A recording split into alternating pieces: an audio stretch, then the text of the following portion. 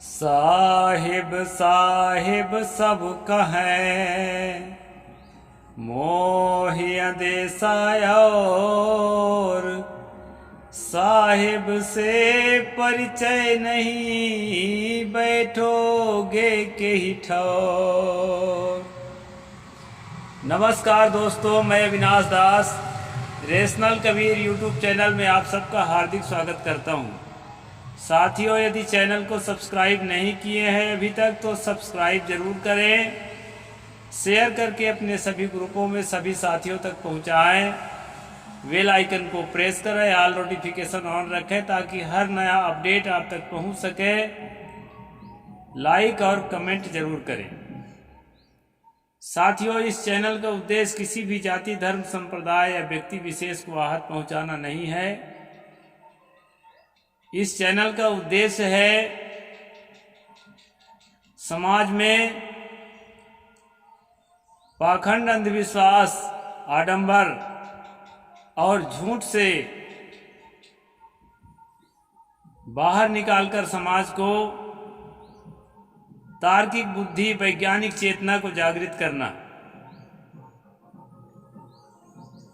आपको मालूम है कि कबीर और रामानंद, यह एक किताब है जिसे मैं सीरियल की तरह पढ़ करके आपको सुनाते चला आ रहा हूँ। अब बहुत कब इसके अंश बचे हैं, अंतिम तक सुनना दोस्तों। कुछ ही एपिसोड और चलेंगे। अभी तक हमने देखा था पिछले एपिसोड में कि किसी भी तरह से संत कबीर का और रामानंद का गुरु शिष्य का संबंध स्थापित नहीं हुआ।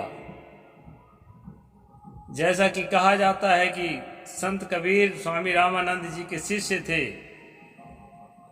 और बहुसंख्यक के द्वारा कहा जाता है। साथियों, मैं पहले भी कह चुका हूं और भी बुद्धिजीवी लोग कहते हैं कि भीड़ के कहने से सब बात सच नहीं हो जाती है, उसकी फैक्ट चेकिंग करना चाहिए। फैक्ट चेकिंग करने के बाद जो है ना, सच्चाई सामने आती है। तो यह किताब फैक्ट चेकिंग के लिए ही लेखक ने लिखा है और बहुत ही मनोयोग से, बुद्धिजीविता के साथ लिखा है। इसलिए इस किताब के एक एक पन्ने जो है पढ़ने योग्य है। आज का चैप्टर है कबीर और कबीर पंथी। आज हम इस चैप्टर पर फोकस करेंगे दोस्तों, इसी के अनुशीलन करेंगे। सबसे पहले मैंने जो सतगुरु कबीर साहिब के साखी कही है उसका अर्थ आपको संक्षेप में बताता हूँ। इसके बाद फिर आगे चैप्टर पर चलेंगे। सतगुरु ने कहा, साहिब साहिब सब कहें मोहि अंदेशा और साहिब से परिचय नहीं बैठोगे के ही ठौर। सतगुरु कहते हैं कि परमात्मा परमात्मा, ईश्वर ईश्वर, सतगुरु सतगुरु, ऐसा कहीं न कहीं पर सबकी अपनी श्रद्धा होती है और जिस पर श्रद्धा होती है उसको सर्वोपरि मानने का काम लगभग सभी लोग करते हैं। साथियों, मनुष्य के जीवन में इमोशन होता है, भावनाएं होती हैं और वो भावनाएं जिस केंद्र बिंदु पर समर्पित होती हैं वह केंद्र बिंदु व्यक्ति का इष्ट होता है। इष्ट का मतलब सर्वप्रिय, सर्वोपरि प्रिय। तो उसी सर्वोपरि प्रिय को तर्कशील लोग, रैशनल लोग ज्ञान मानते हैं। यानी ज्ञान ही सर्वोपरि है, सच्ची समझ ही सर्वोपरि है, जीवन की सच्ची स्थिति ही सर्वोपरि है। इसके ठीक विपरीत समझ के अभाव में जीने वाले लोग इस आस्था को, इस श्रद्धा भाव को किसी काल्पनिक बिंदु पर स्थापित करते हैं। वह चाहे ईश्वर हो, वह चाहे स्वर्ग हो और वह चाहे किसी धर्म विशेष की मान्यताएं, रीति रस्म इत्यादि हो। इसलिए सदगुरु ने कहा, साहेब साहेब सब कहे मोहि अंदेशा। और अपने आस्था के केंद्र बिंदु तो सभी ने कुछ न कुछ चुना है, लेकिन सदगुरु कहते हैं मोहि अंदेशा, और मुझे कुछ और ही अंदेशा है। सदगुरु कहते हैं साहेब से परिचय नहीं, बैठोगे कहीं ठौर। अगर सच्चा साहेब से तुम्हारा परिचय नहीं हुआ है तो तुम्हारे बैठने का स्थान नहीं बचेगा, कहाँ बैठोगे। साथियों, तथागत बुद्ध ने कहा था, अत्ता ही अत्तनो नाथो को ही नाथो परोसिया। तुम स्वयं ही स्वयं का मालिक हो, दूसरा मालिक भला कौन हो सकता है। सतगुरु कबीर साहब ने कहा, हो हुजूर ठाड़ कहत हूं, अब तय समर संभार। ऐ लोगों, तुम अपना स्वामी खुद हो। मैं खड़े होकर दृढ़ता पूर्वक कहता हूं, संभल जाओ और साथियों को संभालो। तो साथियों, इस बात पर आदमी का दिमाग जो है स्थिर नहीं होता, क्योंकि अपने आप को आदमी असहाय पाता है, कमजोर पाता है। कई मौके पर अपने आप को असफल पाता है। फिर वो कैसे माने कि मैं स्वामी हूँ, हुजूर हूँ, मालिक हूँ, मेरे बस में तो कुछ भी नहीं है। सारा संसार परवस्था में से जूझ रहा है। भला हम कैसे मालिक हो सकते हैं, कैसे स्वामी, कैसे हुजूर हो सकते हैं। हम तो किंचिज्ञ हैं, अल्पज्ञ हैं, नाचीज हैं, किसी ईश्वर के अंश हैं। इस तरह से कल्पनाएं दोस्तों मनुष्य को खाती है।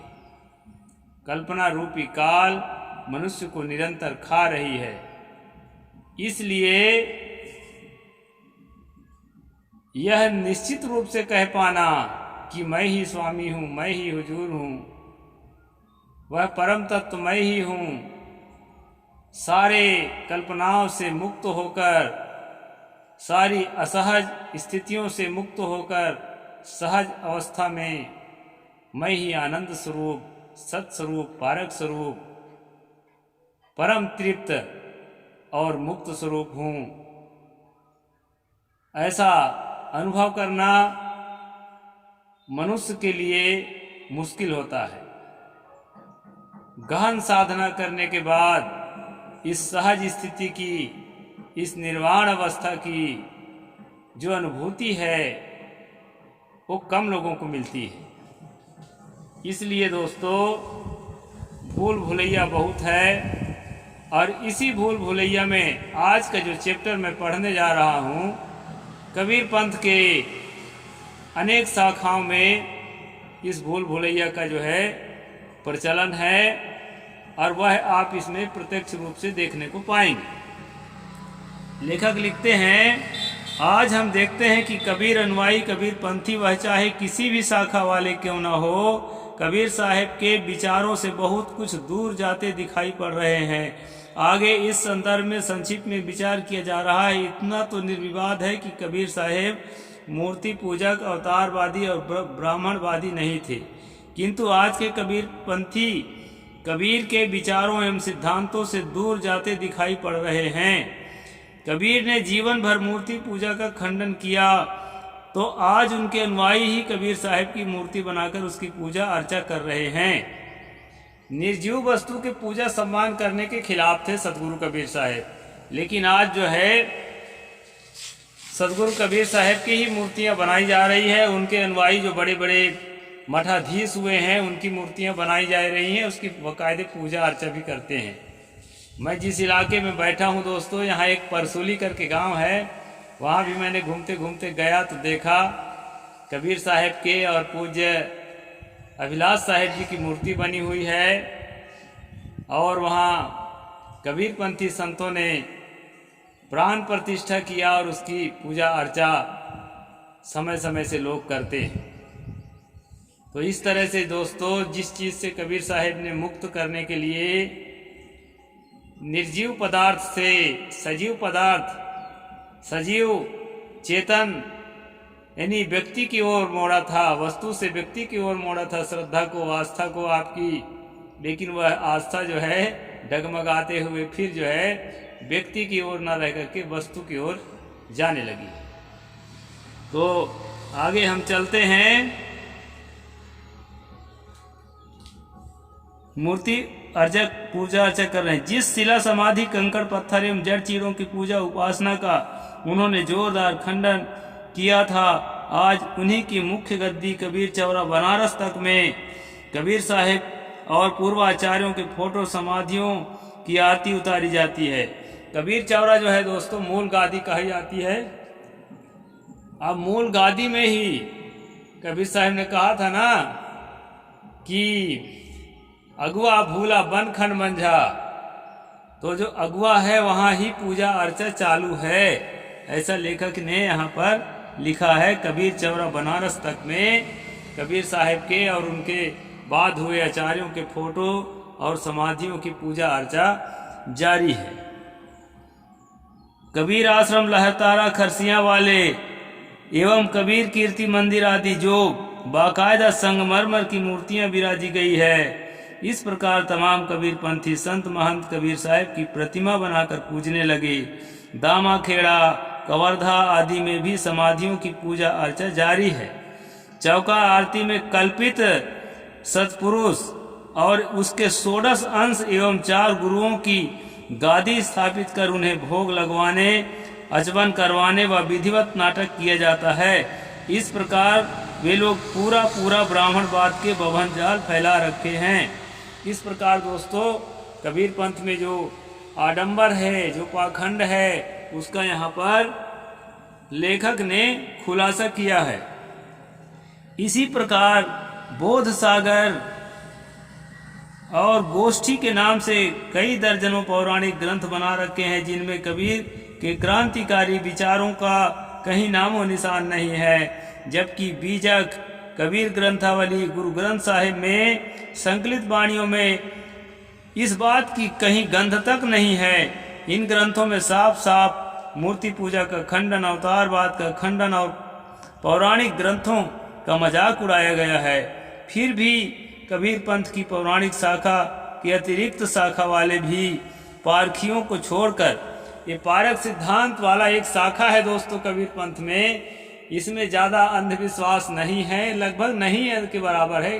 कोई जो है भटका हुआ महात्मा अंधविश्वास फैलाता होगा, नहीं तो पारक सिद्धांत में अंधविश्वास नहीं है, ऐसा देखा गया है। बाकी जो शाखाएं हैं उसमें जो है पौराणिक कथाओं के आधार पर कबीर साहिब के विषय में जाना जाता है। कबीर साहिब को अवतार मानने लगे हैं। किसी ने तो उन्हें मुसलमानों और ईसाई लोगों के अनुसरण तथा कथित सतलोक के सतपुरुष का संदेशवाहक यानी पैगंबर के तौर पर भी उनका वर्णन किया गया है। संदेशा लेकर आने वाला बतलाया गया है।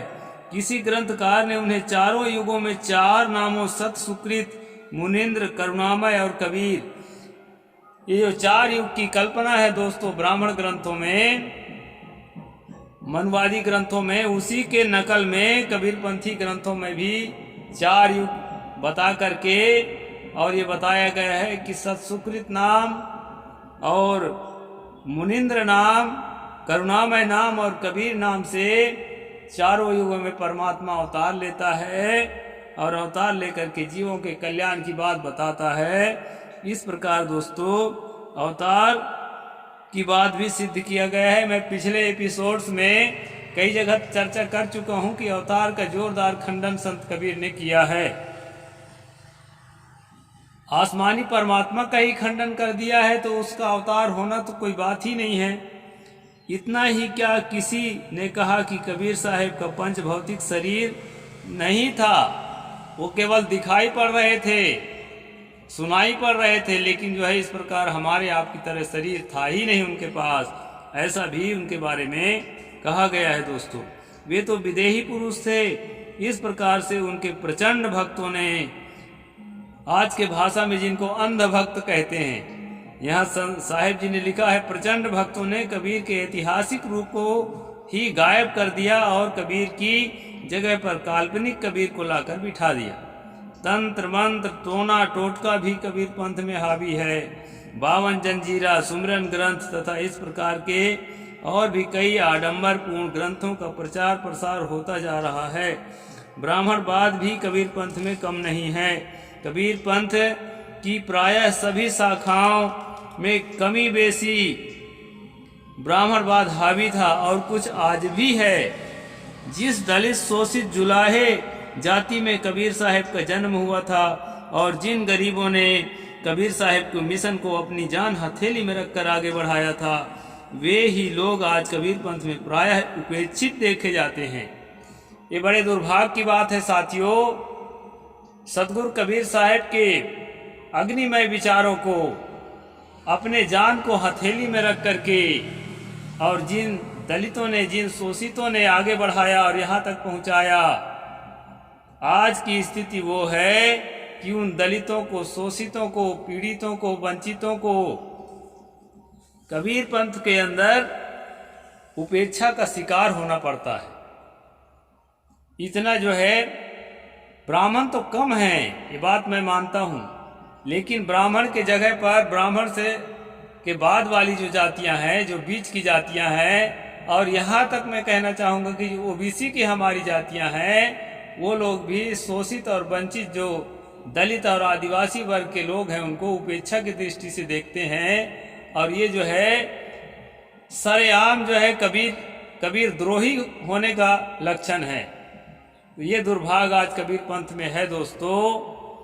तो इसका वर्णन लेखक ने यहाँ बखूबी से किया है। आगे कहते हैं, प्राय उपेक्षित देखे जाते हैं। कबीर पंथ में कई ऐसे मठ हैं जिनके महंतों की सूची में केवल ब्राह्मण लोग ही रहे हैं। यदि बहुत हुआ तो एकाध छत्री। एक मठ में तो लगभग 300 वर्षों से एक ही ब्राह्मण वंश का कब्जा है। इसमें पारक सिद्धांत का गढ़ कहे जाने वाले बुरहानपुर में भी इससे पीछे नहीं है। अर्थात यहाँ भी ब्राह्मण और क्षत्रिय जाति के लोग ही आज तक गद्दी नशीन होते रहे हैं। कहाँ तक कहें, जिस स्थान कबीर मठ फोर्ट रोड रीवा में मैं बैठकर यह ग्रंथ लिखा जा रहा है, वह कबीर मंदिर भी इससे अछूता नहीं है, क्योंकि इस गद्दी के सभी पूर्वाचार्य अधिकतम ब्राह्मण थे।